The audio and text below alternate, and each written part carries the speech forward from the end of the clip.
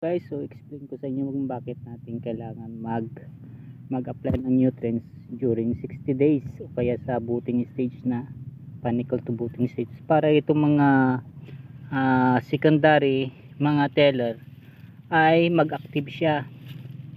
Yan, hindi lang yung pinaka main na tiller, kundi yung mga nahuli pang mga tiller ay masuportahan ng nutrients at magiging active siya.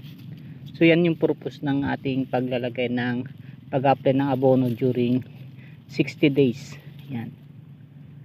Okay guys, so kita natin na ang dami. Yan. Dapat i-sustain natin yung kailangan niya. Kasi magpipil yan kung hindi natin hindi tayo mag-apply ng nutrients during 60 days. Yan. So nasa panicle to booting stage na siya. Meron pang 5 days o kaya 1 week para sa booting stage na siya. Okay guys, yan lang ang ating may share sa mga nag-SRI. So yan guys,